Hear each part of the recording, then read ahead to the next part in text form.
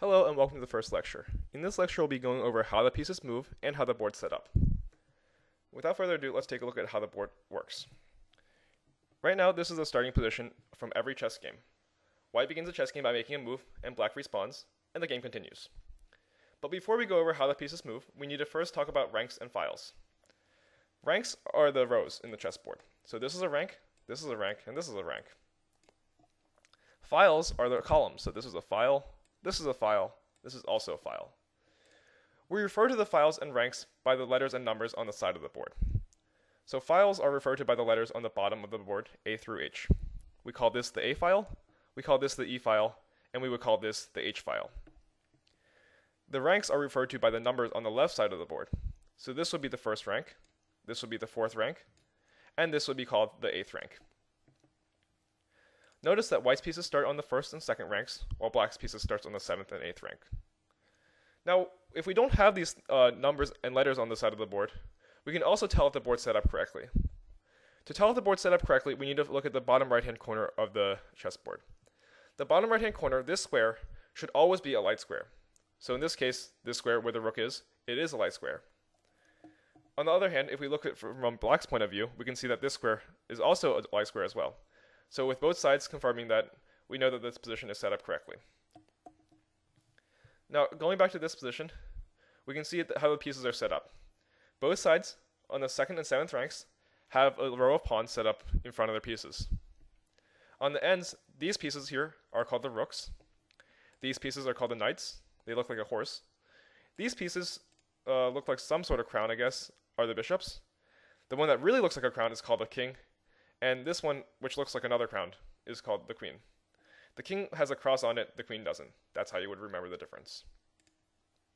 If you have trouble remembering how the board is set up, you can use a diagram I included inside the book, or Google a diagram online, and you can practice setting the board based on that.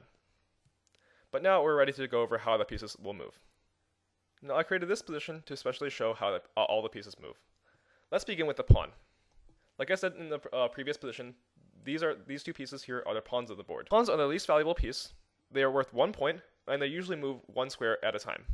So for example, this pawn can go up one move, keep going, and keep going.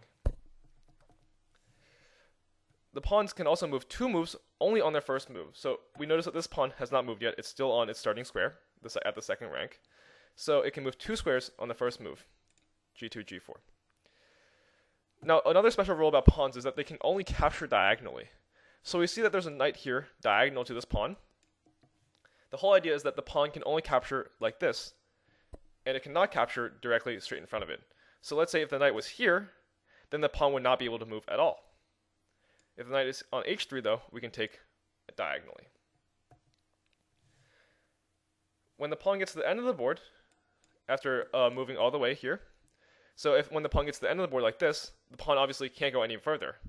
That doesn't mean the pawn's useless, though. Once it gets to the end of the board, the pawn can actually transform itself into any other piece you want it to. So, for example, at this position, when the pawn gets to the end of the board, it can become a queen, or it can become any other piece, bishop, knight, or rook. There's 2 restrictions. It can't stay a pawn, because the pawn can't really do anything once it gets to the end of the board. And, of course, you can't promote a king. You don't get 2 lives in chess. The next piece that I want to go over is the knight. Now, this over here is a black knight, and this over here is a white knight. Now, knights move in L shapes. So that is 2 moves on one direction, and 1 step to the left or to the right. So this knight here can move 2 moves in one direction, and 1 step to the left or to the right. Or we can use another direction. So 2 moves in this direction, and 1 square to the left and the right. Or even 2 in this direction, and we have 1 square in the left or right. So it can move in all 4 directions, 2 squares, and move in another direction, 1 square to the left or 1 square to the right. This gives a total of 8 squares that the knight can move to right now. We can also practice with the other knight. Currently, the black knight here can also choose to move 2 squares to the left or to the right. So it can move 2 squares to this way and 1 square to the left. But we notice that if it moves 1 square to the right, it will fall off the board. So that's not a legal move. It can also move 2 squares this way and 1 square this way, but notice that once again, it cannot go this way. It doesn't work. We can also move 2 squares this way, 1 square this way, or 1 square this way. we notice that we don't need to worry about the knight jumping over pieces. The knight can jump over any piece, so as long as the square is not occupied by a piece of its own, then the knight can go to that square. So this knight on h3 can go to these 4 squares. Notice how the knight in the middle can go to many more squares than the knight on the side. The next piece I wanted to go over is called the bishop. Both the bishop and the knight are worth 3 points. The pawn was worth 1, the bishop and the knight are worth 3. Therefore, the bishop and the knight are both called minor pieces. The bishop here can move in diagonals. So, long diagonals, it can go anywhere on from this square to this square on this diagonal, or anywhere from this square to this square on this diagonal. The limitation of the bishop is that it can only move on one color. What does that mean? It means that the bishop can never go onto a light square because it only moves in diagonals. So this bishop here would never ever be able to move to the g6 square over here. It can never go into this square. The bishop can access any of the dark squares, but none of the light squares. That's a big limitation. Now, both the bishop and the knight are called minor pieces because the king and the bishop and the king and the knight cannot give checkmate. Next, we have the rook. The rook moves in straight lines, up, down, left, or right. So otherwise, we can also call these, it moves in files or ranks.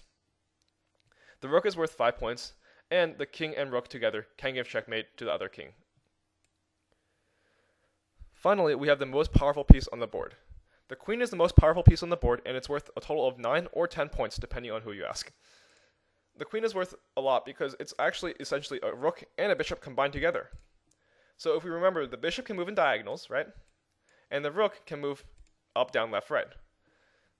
The queen combines these two, so the queen can move anywhere on the files and ranks, so like a rook. However, it can also move in diagonals, so it can also access all of these squares, this square, and this square, and this diagonal.